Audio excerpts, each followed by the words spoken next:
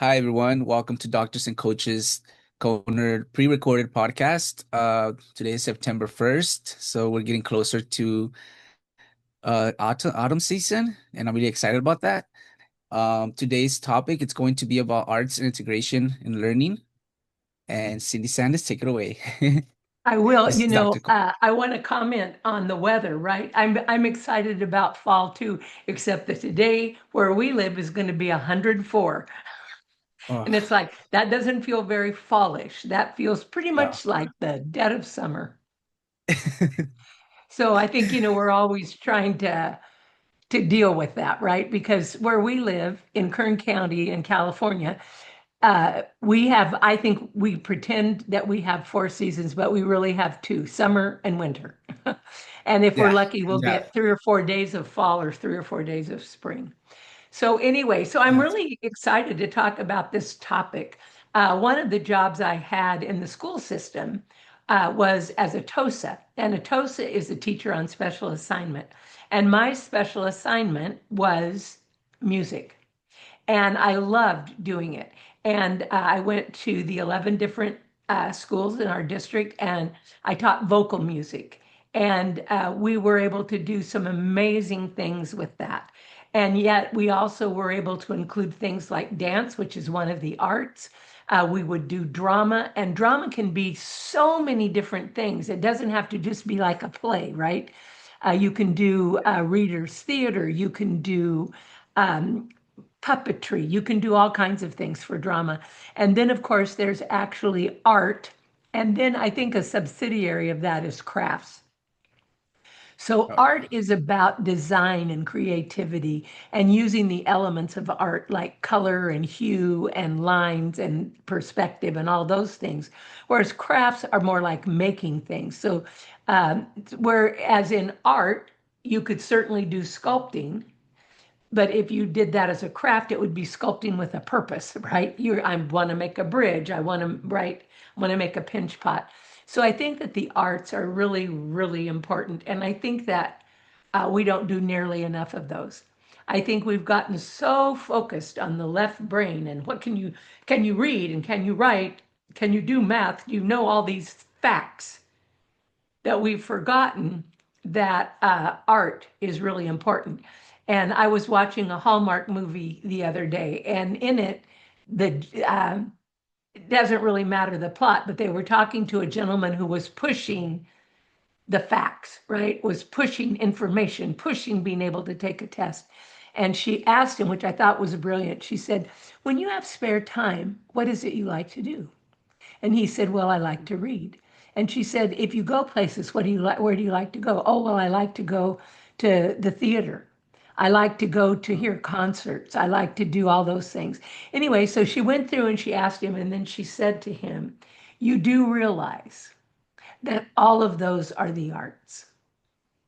And so when you minimize the arts for these kids, you're really minimizing the possible future for the things you love to do, right?" And I think that's so true. So I'm excited to talk about the arts and how you can integrate that into learning because I think it's critical. And I think it's what attracts kids, right? I don't know that you get attracted so that you can do your spelling homework. But I do think you can be excited about the arts. So let's get started with that. What's question number one? All right. Our first question is, what are the benefits of integrating arts into education?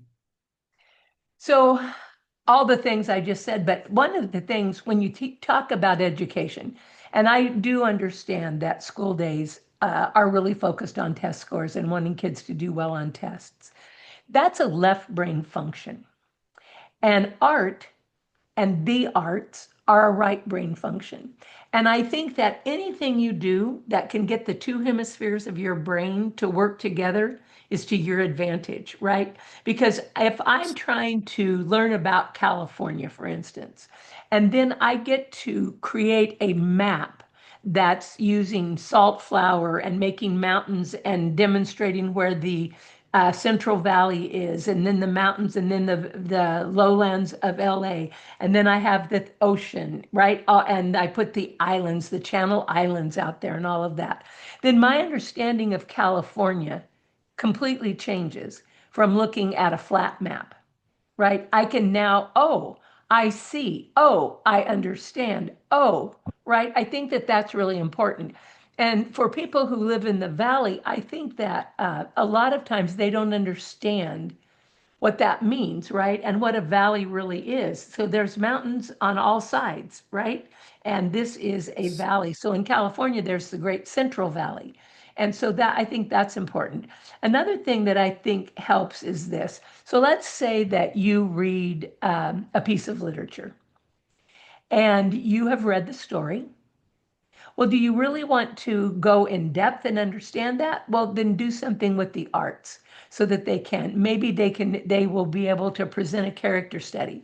Maybe they'll be able to create and do a reader's theater and use all those expressive parts of speech that will allow them to share their thoughts and content. So I just think that it balances it. It takes a primarily left brain activity and it allows you to engage your entire brain by then translating that into a right brained activity. And I don't know if a lot of people exercise. I do, but I'm certainly not a fanatic at it. But it's a lot easier to exercise with music going on than it is Oh to yeah. just organize with, while you're sweating, right?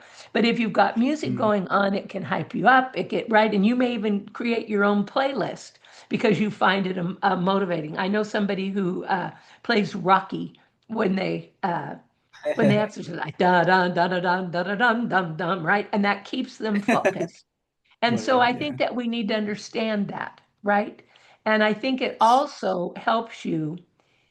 So when you set a goal, it's one thing to write the goal down, which is really important, but it's even better if you take that written down goal and you really can see it in your mind. You can visualize it. You can see yourself being successful. You can see yourself moving forward, right? So I think that right Right. brain, left brain connection and utilizing the arts to support academics is to your benefit and it will be to the enjoyment and the benefit of kids as well.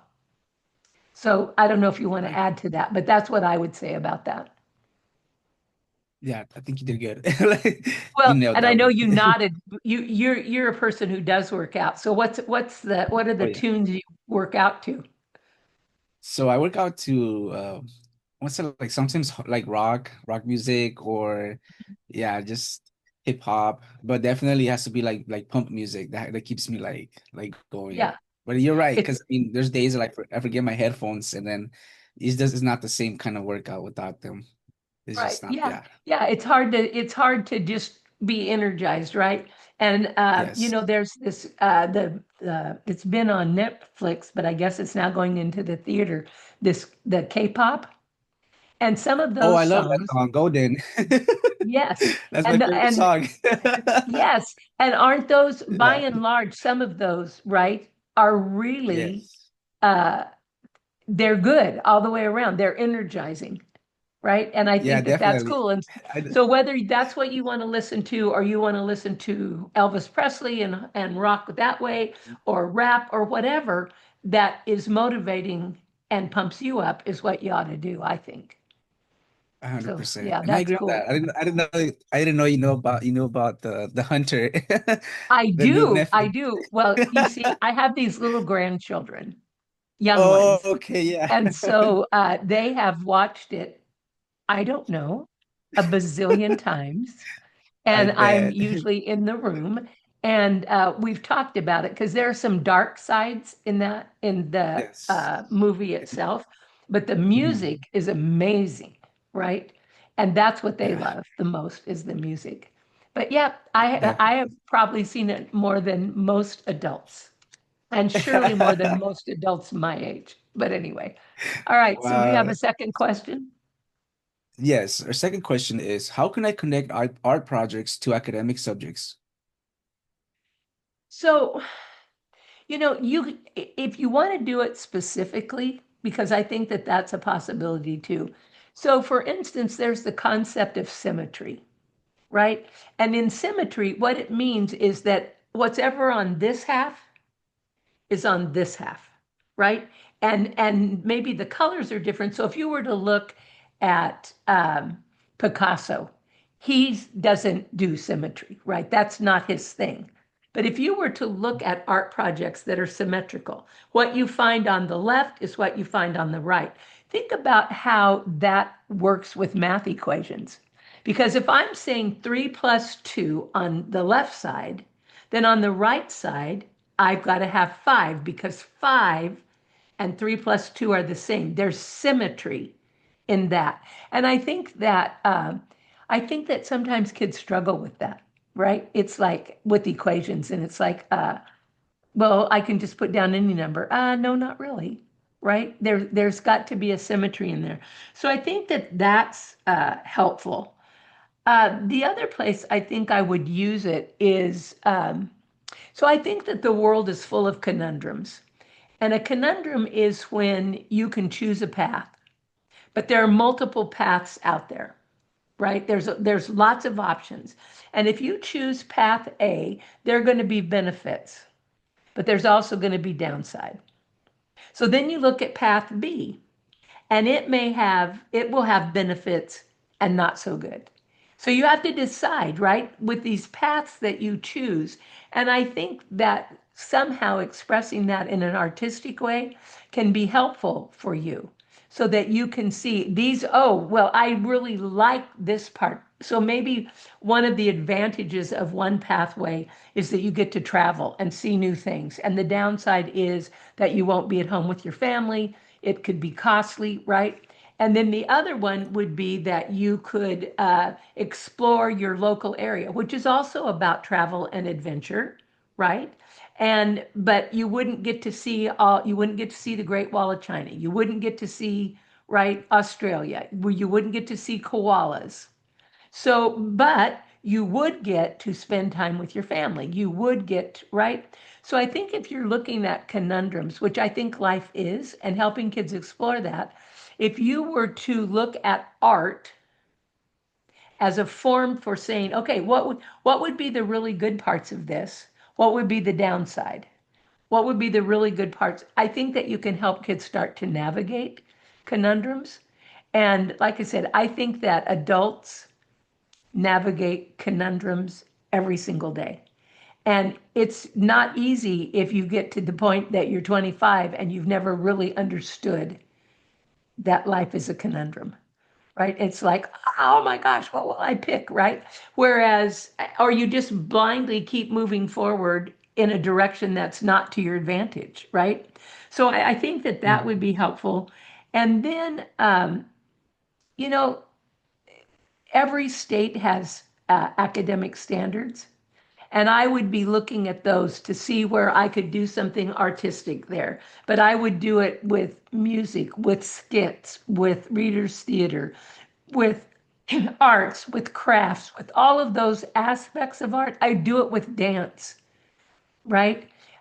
Because that way you are making it real for kids, and hopefully you'll hit one of their passions. And I think that that makes learning more real. So I don't know if you want to add to that. Were you a kid and got to go to dance class or anything? Oh yes, I did. We used to have a dance club, music. We used to have arts class as well in elementary. And I was just remembering too back in math class in my elementary school. Like this might be really old school. I don't know if they do this today, but we used to solve problems, and it will give us like a pattern to draw like a line, so to create an image. So that just came to Yeah, my head, and I feel like that's a way that you can integrate art and math at the same time. absolutely. One of the things that we do with my granddaughter is graphing and finding Yes. coordinates, right? Is Yeah. also useful if you're playing Battleship, but it's also Oh, useful if you're doing math problems. And one of the activities we have her do is find the graphing points, and it will ultimately create a picture. And she loves it because History, she yes. never knows how it's going to look, right? Until she gets all the coordinates out. And sometimes she'll go, this doesn't look quite right. Well, then go back and check. Not that. Maybe your Yeah. coordinates aren't quite right. Yeah. So yeah, that's Nice. cool to Yeah. have had those memories because those are the things you remember. Yes. You're less likely to remember sitting in the reading circle than you are Yeah. doing a reader's theater, right? You'll just Yeah. remember them. They're much more memorable for kids than the other. Yes. Okay. Do Yes. we have another question? All right. Yes, we do. Our next question is, what strategies promote creativity through arts integration? So, for some kids more than others, school is not easy. And they are constantly faced with failure, right? I'm not going to be able to read as well as I should. I'm not going to get the math problems right. I'm not going to do well on the spelling test, right? I can't write a 5 paragraph essay, right? All of those things. And I think one of the things that, and maybe that's not their thing, maybe, and everybody learns differently. And I think we have to value that. And everybody has different talents that they come with. So if you're a kid whose talent is in one of the arts, why not help you explore this academic world that way so that you can feel successful? You can share your insights and you'll just share it in a different way. And that's okay because not everybody learns the same way. One of the things when I taught sixth grade that we did every year, there were 4 sixth grade classes.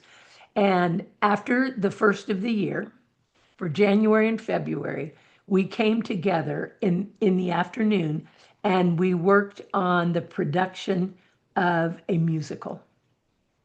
And the musical could be about anything. It could be an historical musical, it could be just one for fun, whatever. But we worked on this musical. And every kid participated in some way or another, right? They all were participants. And do you know that in January and February we had almost zero absences because nobody wanted to miss the production, right? And Yeah. we would help them find costumes, right, and learn their lines and learn songs, and then we would perform it on the Founders Day of PTA, Parent Teacher Association, at the end of February. And so they loved it. Well, years and years later, I was standing in the car wash. And do you ever stand at the car wash and go to the windows and watch them wash your car? Which I don't know why Yes. I do that, but I do. I'll watch it wash my car. And I'm standing there watching them wash my car. And this person came up to me and gave me this hug. And I'm thinking, oh my gosh, right? Who is this, right? Who are Because it was a you? man. And I'm thinking, I don't know you. And he said, do you remember me? And I said, no, I don't, but tell me who you are. And he said, I'm so and so. And I had you for sixth grade. Well, I did remember him when he told me his name, but obviously from 12 to 30 looked completely Oh different. yeah. And so we were talking, and I was asking him about what he was doing. And he had just finished getting his master's in business administration, blah, blah, blah. And then he said this comment. He said, you know that the musical we did changed my life. And I'm going, what? Right? And so anyway, I said, really, how did that happen? And he said, because at the end, I knew I could do anything. I knew that I mattered. I was part of a team, and that if I worked at it, I could do anything. And that's what I've done with my life. And I thought, wow, who would have thought that that little musical would have done anything? But for him, helped him turn a corner. And I don't recall him as being wonderfully musical, but I do recall that he came every day. I do recall that he worked hard. Right? He was one of 11 kids and had managed to make of himself what he wanted to, which was being in business and he was a CFO for a company. So you never know where your integration of academics and the arts will end because they had to have lots of academics to read the music, to read the words, to memorize, blah, blah, blah, blah, blah, right? It was all there. And so I just think that we need to realize that there's not a path to learning success. There are lots of paths, and we need to be sure that we let kids explore every single one of them. So I that's agree what on I that. think. So how about you? Anything you want to add to that? I think that was a really nice story. Like, it's very Yeah, something you take that with you. for sure. It That's was so like, and I'm cool. not kidding you. I'm thinking when I'm grabbed in this bear hug, I'm thinking, right? Because I had no Yeah. idea, right? So I just want to add But like so I do want to add, so I just remember again, I just all these memories I have from elementary school, just because elementary was the time where like I was just learning English, so it was okay, where I learned the most. Yeah, so I do remember in third grade, even though my teacher knew that I didn't know English, she still like put me in the glee club. So I just remember like singing, like, I didn't know what we were saying, but I was over here just repeating the words, and yeah, we're doing the musical. Yeah, and it just basically encouraged me to basically just talk, even though like my English was not gonna be well spoken. It just gave me like that motivation and that how do you yeah, say it? Uh, yeah, I feel like, yeah, it was just through that, like it was just because I just remember having to sing, and I was like, oh, nobody really cares that I don't know, I'm not saying the words right, but just being part of that team, it kind of gave me that motivation. And so a- it's kind of absolutely. And similar. being part of a group, right, matters. Yeah, being part of a group. Yeah. Yeah, Yeah, that and was you were a awesome. contributing part of the group. It wasn't like I had a Yes. friend who said that she was in choir, and the teacher said to her, "If you'll just mouth the words, it'll be okay. I'll let you stay." That she couldn't carry a Yeah, tune, but you actually got to be a contributor, and I think that's really important. And it definitely. sets you up for success in a different way. That's Yes, awesome, it for did. sure. All right, do we have another question? Yes, your next question is, how can I use music to teach critical thinking skills? So, um, music is interesting. So music can be vocal music or it can be instrumental music. And it can also be, as I understand, in beats that, that there's a rhythm, that's the percussion part of it, so that there's beats to that. So what I think about music and critical thinking, so music is its very own language. And you have to learn the language of music. And you can see people who perform, right? Performers who have mastered the magic of music. So there's a science of music. Okay, the whole note looks like a round circle, and that gives you four counts, right? These numbers mean this, these words mean this, right? So that's the science of music. But there's an art to music, right? And people who have all of the 1, 2, 3, 4, 1, 2, right, can do all that counting. They don't inspire people. But people who have the science of music, they understand all of that. But then they take it to the art form and add their emotions, add their caring, add their sense of what is happening in the song, become these amazing performers, right? And if you look through just in the last, say, 30 years or so, right? You can see people who took music and inspired the entire generation. Michael Jackson, whether you liked him or you didn't, that doesn't matter. He inspired a generation of people, right? Barbara Streisand, Mariah Carey, right? These people, Taylor Swift now, Josh Groban. All of them had different styles and sang in different ways, but that music for them was what inspired them, and they have inspired generations. Now, like I said, there's the technical part, how to count 1, 2, 1, 2, 1, 2, right? And to know how the notes work and when do you hold and all of that. So there's the science of that. And that's true whether you apply that to vocal music or to instrumental music. And I think the other part, vocal music, you can be the primary singer and have backup singers, or you can do it in a choir, right, where it's all of you. But if you think about music in an orchestra and think about or you can think about it in terms of a marching band, but I'm going to do it with an orchestra. When you listen to an orchestra play, sometimes violins are what you hear. And the rest, it's there, but that's not where you're hearing. Sometimes it's the trumpets. Sometimes it's the percussion. Sometimes it's the flute, right? And that's about harmony. Harmony is when all the parts are working together to make something good. Well, isn't that what your life is? Isn't your life about finding harmony? Now, if you were to go to an orchestra event, it's not like, okay, violins get to be the front and center for 3 minutes, trumpets get 3 minutes, drums get 3 minutes, right? It doesn't work that way. What it is that sometimes this is elevated and then it backs off and this becomes elevated. Sometimes it's the whole section, right? All the trumpets are going to do it. Sometimes it's a solo. And so I think that for me, music is about finding harmony in your life. I don't particularly believe in balance. I don't think it's all equal. There are times when you're more interested in your career. There are times when you're more interested in your social life. There are times when you're more interested in being on vacation, right? And all of that's cool.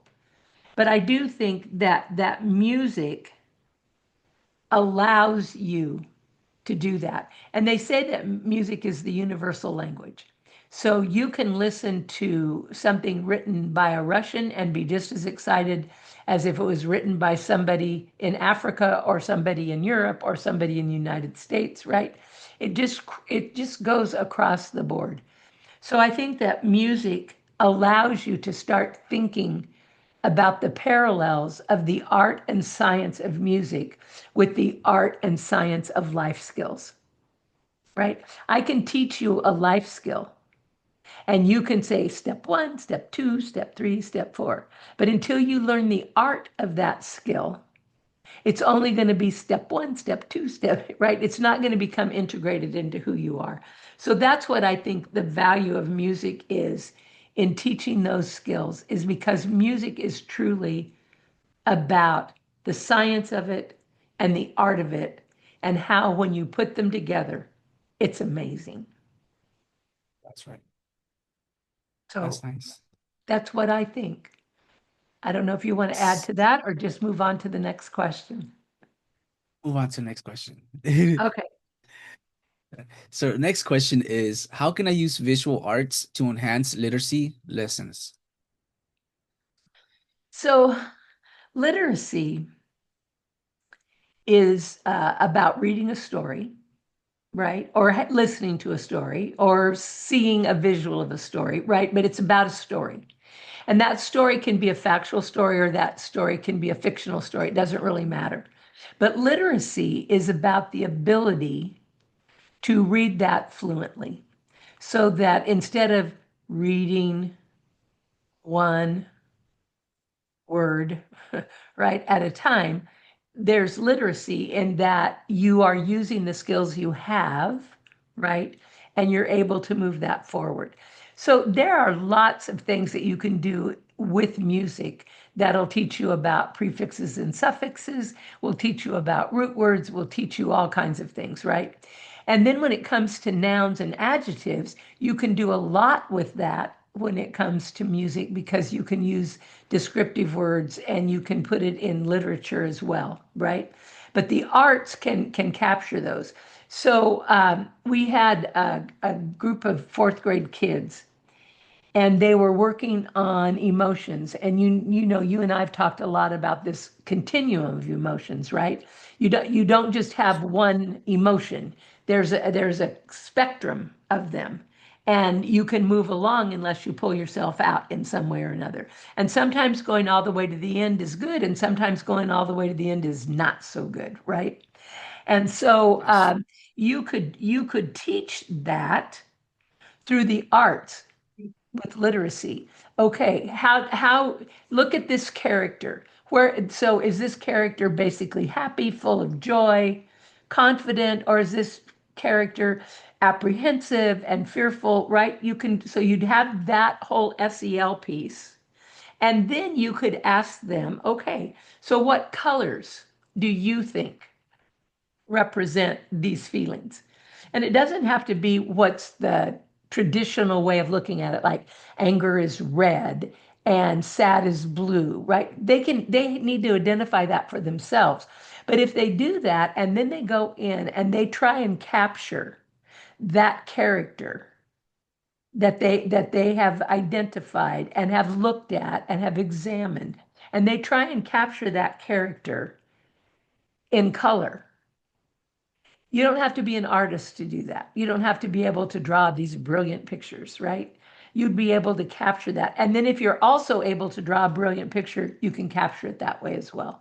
But I think that literacy can be promoted. There are songs, there are all, in fact, there's a whole series on the alphabet, right? And there's a whole series on sight words, and they're free and they're downloadable, and you can use them. And so it allows you to develop those skills, and kids don't know that they're learning, right? So, did you learn the alphabet song when you were a kid? Yes. Right? So, when I was a Yes. kid, I learned the alphabet song too.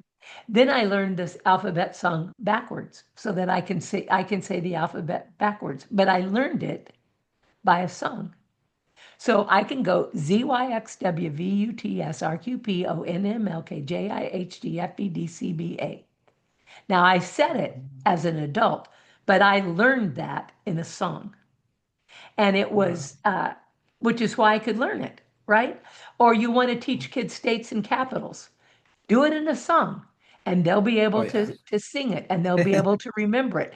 So I think that we can use music or we can use artist renderings of different things. For instance, when you look at certain works of art, you realize that, oh, well, this is Civil War. Oh, this is the moonshot. Oh, this is the revolution, right? You can see that in the art itself and how it's developed. Yeah, So I just think that literacy lessons, the ability to know that stuff and to know it automatically without having to go, what is that? Right? And think that through can very much be promoted with art and music.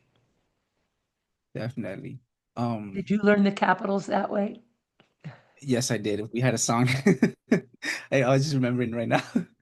I Yeah, do want to say that is so it's video. So video is creating like videos. Is that like also a form of arts, like editing, absolutely. correct? Absolutely. Well, and first Yeah. photography is an art, right? Yes. And videos require photography because I don't take good pictures, but some Yeah. people do. Yeah, I was just remembering in high school we were going during our history class we were learning about the Holocaust, and one of our biggest Mm. projects it was to create a video that represented like what happened during the Holocaust. And I feel like that just doing that like really taught us to get really in debt into literacy, into learning more into like what really happened. And it was a great experience just having to create this video, and we had to upload it on YouTube and everything. I got a pretty good grade on that one. I was just remembering Yeah. that one. Well, and it It was just gave like you really illustrating that. a real world practical experience putting together the Holocaust so that you could Yeah, go, oh, right? Have you ever had definitely. the opportunity to go to one of the Holocaust museums Yes, the one in LA. in LA? Yes. Yeah, I haven't Yes. been to the one in LA, but I've been to the one in DC.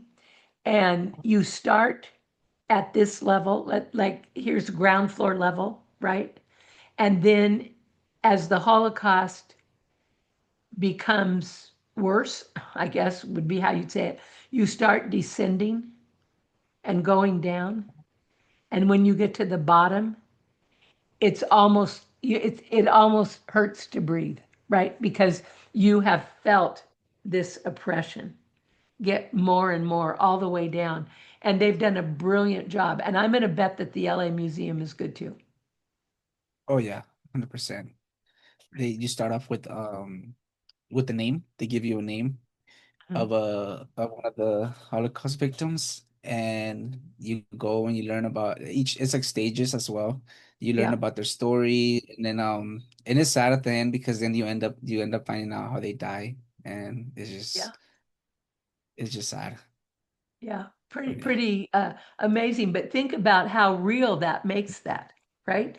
For kids. So yes, doing it in a video, anything you would do with the arts with that would absolutely. And a video is great. And that is very much artistic, for sure. Yep. definitely. Makes So your life completely different. yes, Okay. Yeah. Well, it does. uh, I can, you know how there are things that you're remembering right now? It's because it made an yes, impact on you. Because yes, there are a yeah, lot of hundred things we percent. don't remember, right? It's like, Yeah, how did you spend your third birthday? Well, I don't know, yeah. right? But I remember how I did this because there was something connected to it that made it meaningful. And arts Yeah, do that. They make things meaningful. I agree on that. Yeah. So And you remember it. yeah. Our next question, it says, what role does storytelling play in arts integration? I think storytelling, to me, those are touch points. And when I was working at a nonprofit, we had a board of about, I don't know, 22, 25 people. And one of them said this to me, and I've never forgotten it. He said, he said, I want to thank you for your reports. And I said, you're welcome. Right. I mean, I had no idea. He said, no, I want to talk about those. I said, okay. He said, I really like seeing the numbers. I like seeing the graphs. I like seeing the growth. I like seeing the charts. He said, but what I remember is the stories. I remember when you tell about a child who had this experience. And he said, that is how I go out and help other people to understand what we're doing.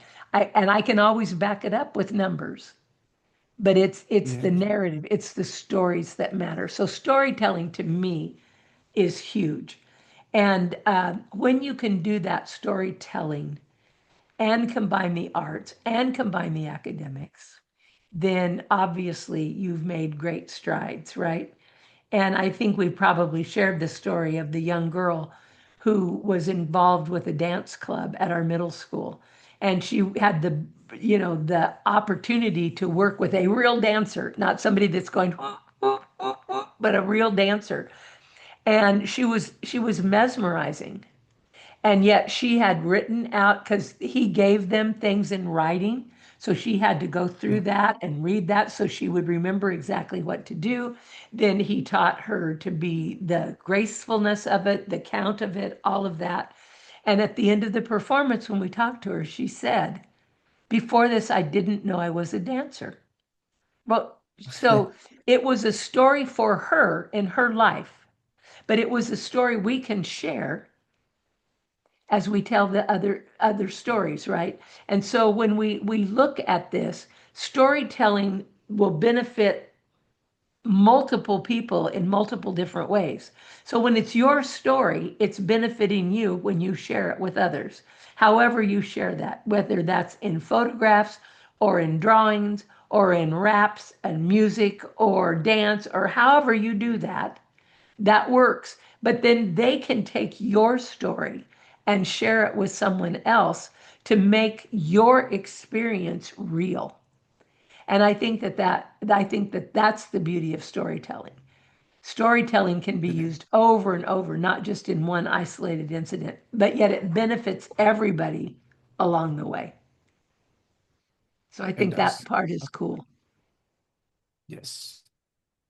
So moving, let me see. The next question is going to be, how can I teach history or culture through art? Well, uh, I think that, so first of all, you can look at the content of pictures, right? The content of pictures in the Revolutionary War in this country are different than the content pictures in the Civil War, that era, which are different than the content pictures in the Roaring Twenties, which are different than the content pictures in World War II, which are different in the content, right? I mean, the content, you can show this evolution of how things are different, how things have changed, and yet remain the same, right? And so you can do that historically. So I think that that's very possible in art, and I think you all need to look at the music. So if my mother were still alive, she'd be 110. And we were talking when I was a kid, and I was listening to the Beatles and Elvis Presley, who she thought both of them were horrible, horrible. She said, "I don't know how you can use that." And I realize that now. I'm less likely to be loving rap, right? Because that's not my music style, right? That's not what I grew up with. And so I think that that's very normal. But anyway, she made the comment. She said, "I think that generationally, we have to try to understand the art, the music, all of that of the generation before us so that we can understand why they're not crazy about ours," right? And so she was telling about one of her favorite songs was a song, and these are the words to it: "Maresy dotes and dozy dotes and little lambsy divey." And she said her mom hated that song. And I said, "Well, I don't blame her. What is it, right? It means it makes no sense, right?" And she said, "Well, if you read it, it would make sense." And I said, "Do tell." And she said, "These are the real words. It's just that how you sang them came out that way, like I just said them. Mares, meaning like a horse, mares eat oats, and does eat oats, and little lambs eat ivy." Well, when you do it that way, not that that makes great sense, but it's like, okay. But in her musical style, instead of having every word be precise, it was Maresy dotes and dozy dotes and little lambsy divey, right? And so it Yeah. made no sense to her mom. It also didn't make any sense to me, right? But Yeah. my music didn't make any sense to her. And that's okay because I learned to appreciate that. Not that I wanted to replicate it, but I understood it, right? So I think that when you talk about history, if you're looking at actual art pieces of drawings, of paintings, whatever, I think that certainly tells something historical. How does Picasso fit in, right? Because he came after all these people who were painting realistic pictures, and he said, "I don't see people that way." Okay. Or to the guy who draws the soup cans and gets paid big bucks for those, Oh, right? You think it's a soup can, take a picture, right?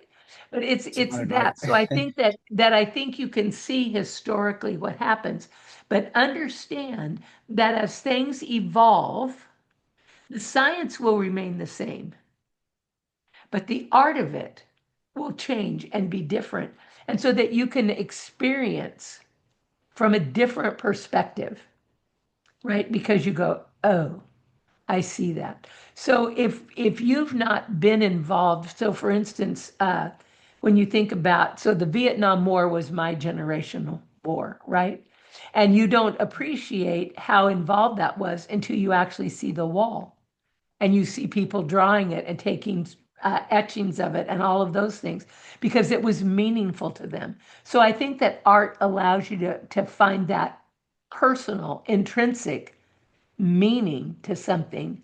And if it's not going to be to you, it's an understanding of how it could be meaningful to somebody historically while it wasn't so meaningful to you, if that makes sense.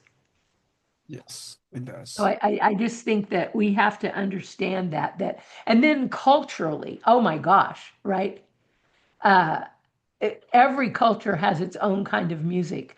I love it on the news when they play the news world polka, right? And so they do the polka, which is certainly not a music form that we use a lot now, right? There's much more rap, Yeah. but rap has it talks about, it's a cultural thing, right? And when you listen to music, Hispanic music, right? I love it. I love when you listen to Encanto or those other pieces, right? That are Yeah. propelling those things forward. And so I know I was talking to a group of people and they said, "Oh, well, we're going to do all this Halloween art in October." I said, "Well, when Yeah, are I you was going to do that's Day of the Dead?" that's Right? And they yeah, went, that's "Oh, funny. no, no, we're I going was to do just that too." Right?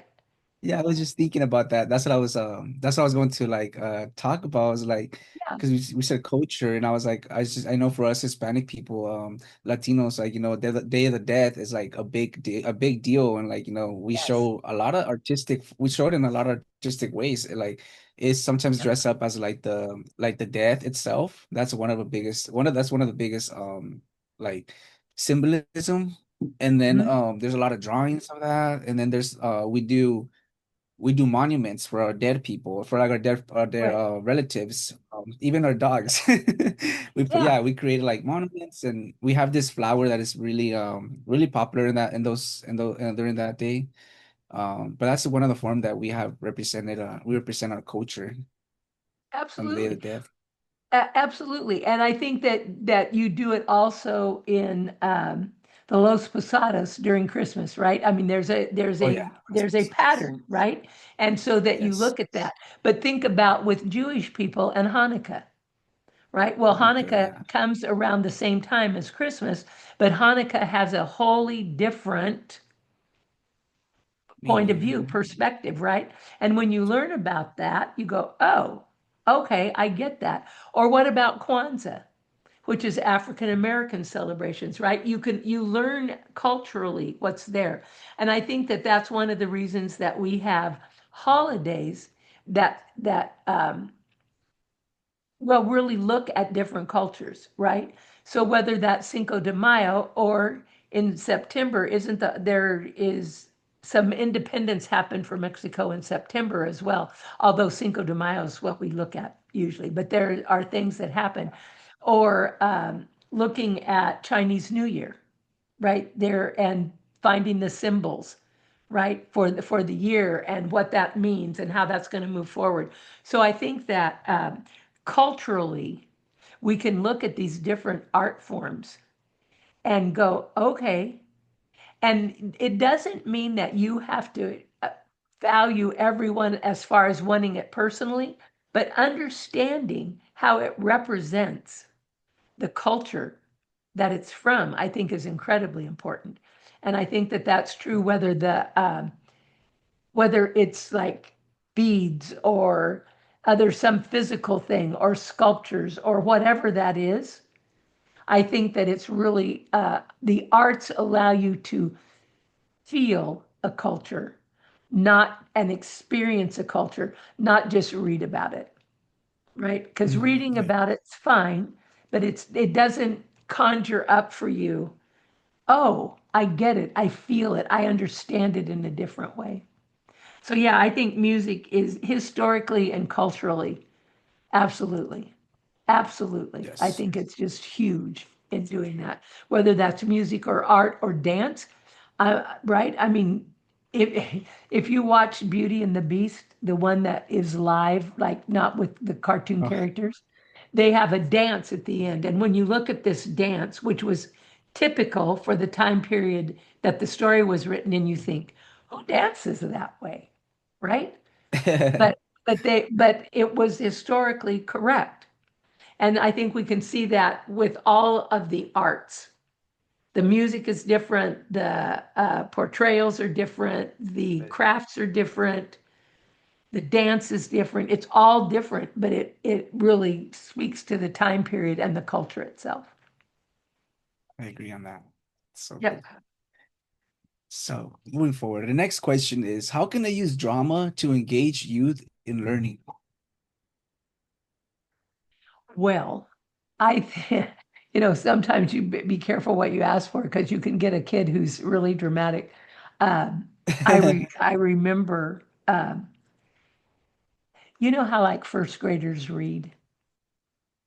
See puff, Yes. see puff run, oh my, right? I mean, that's how they read. And I can remember working with a little first grade girl, and that's not how she read. She read, "Oh my, oh my, sea puff run," right? I mean, she was very dramatic. And so we used to chuckle about her because and in first grade, she read that way. There was drama in everything. However, the other kids learned to be more expressive because of her, right? Because Oh, she'd go, "No, that's not how you say that." But she was just charming, to say the least. But I think that we can use drama in lots of ways. So think about a story that has a narrator, that has characters that are saying things. Well, that can become a reader's theater. And you don't get to say, if you're in reader's theater, you can't read see puff run, oh my. You have to go, oh no. see puff, right? You have to be dramatic. And I think that it helps that. And that was certainly a simple story that had probably little comprehension or meaning to it. But think about stories that have something to it, right? Think about Where the Red Fern Grows, which is a great story and it's turned into a great movie. Other things like about Harry Potter, right? All of those books have lent themselves to drama. And I don't know about you, but I don't know if you've read C.S. Lewis's The Lion, the Witch, and the Wardrobe, but I read Yes. that as a kid, right? I read that as a book. And when I was reading it as a book, I made pictures in my mind of those characters, which I think is really important, right? That's part of how you can engage them in learning. Then I got to see the movie of The Lion, the Witch, and the Wardrobe. And I went, that can't be Lucy because she doesn't look like I thought she would look, right? And so I think that that can happen as well, I think sometimes we show movies first. I don't think we should do that. Yeah. I think we should do the reading first, let kids create those pictures in their mind. And then when they watch the movie, either go, yep, that's how or whoa, they got that all wrong. And I think, and then why do you think that? And why did you form them the way you did? And so forth. Because I think that that's all part of it. You make it real. So, learning to make those pictures in your head when you're reading, I think promotes learning and engagement. But a lot of times, what we do is we give kids too much. This is what it looks like. This is what it sounds like. This is right. Let me show you a video first, and then that becomes what they think it looks like. And that's just not true. I need to It be needs to able to create. make a picture in my mind, and then you can show me your picture. But Yeah. and I can go, yuck, you did that all wrong. Or wow, we think exactly alike. But yeah, I remember that especially in The Lion, the Witch, and the Wardrobe because Lucy was one of the main characters. And I just thought, no, no, no. She doesn't look right. She doesn't sound right. You've got it wrong. And Yeah, that's, I think, how it should be. When you read it, you should definitely. internalize it. Make these pictures in your head, moving pictures in your head. And then when somebody else tries to make it be their picture, you can say, thanks, but no, right? I don't have Yeah. to accept it. And I think that's important that we do that. And I think that that makes literacy, builds understanding, builds all of that to make the moving picture in your head. Yes, it does. Sure. It's So I funny because think we you have mentioned, time for a short question, or you can make a comment and take yeah, us I to just had dinner. like yeah, I just had a comment about that because you brought up the when you read the book from C. Lewis. So I was just thinking the same thing about Harry Potter and Narnia. Like there was a couple like chapters where like it described the scene and like when you see the movie, you're just like, wait, it's not like that's not how to go. Like, that's not what it said on the book. Like they just have those moments and Yep. it was great. It's great. It was great back then. We would read books and our imagination just took its ride and we just created different scenes. And I feel like a lot of that has gone a little bit down the drain just because of technology. And like Yep. kids just want to watch the movies now. They don't want to like read the books. But hopefully, we can get that back and because Yeah. it's very critical for them to learn. It is, and I think that it's that to me is what makes them real, right?